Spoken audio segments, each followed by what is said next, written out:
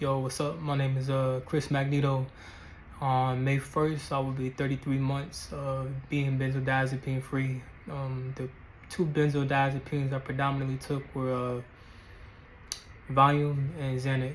I took benzodiazepines over the course of 3 years.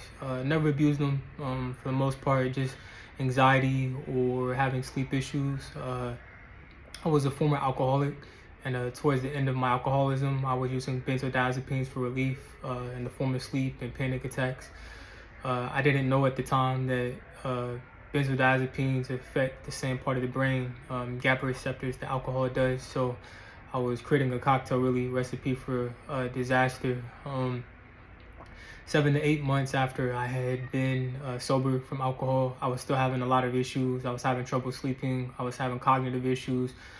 I was having energy issues, and I had started working a pretty stressful job that I needed to be well rested for. It was a sales job, so I needed to have a clear mind, and I couldn't sleep at all. I went 2 or 3 day stretch, and I very thoughtfully re-induced Valium, and I didn't know at the time that I had already developed a tolerance to the benzodiazepines. And when the Valium stopped working, I introduced Xanax. Started off with 0.5 milligrams, and it worked up to 2 milligrams, and still nothing. And then after I cold turkey, I wanted to get off it altogether. I didn't cold turkey one because I don't want to. At that point, like I said, it had been almost a year sober, and I just didn't want to be a slave to anything.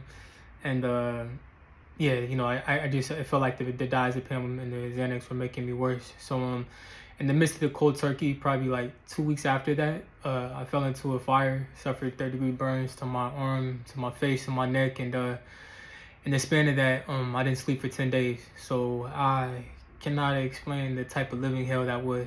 Had burns, across my face, couldn't eat. But anyways, I was expecting, relief some point after that, and like 2 or 3 months, 4 months had went by after I had stopped taking benzodiazepines, and I still couldn't figure out what was wrong with me.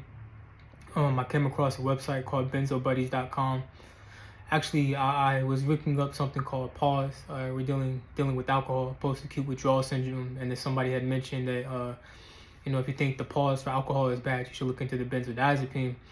And when I started looking into the benzodiazepine PAWS and then benzo-induced neurological damage, I realized it was pretty much on par with what I was. And at first I was reluctant to accept it because it had been, so long since I had taken benzodiazepines, and even when I had reintroduced it this time, I didn't know that I had kindled, and I had lost all the progress and the damage that I made. Since then, though, like I said, I'm coming up on 33 months on May 1st. It's been the most difficult experience of my life. I really can't fathom or put it into words how hard this has been. Numerous symptoms. I'm still dealing with symptoms.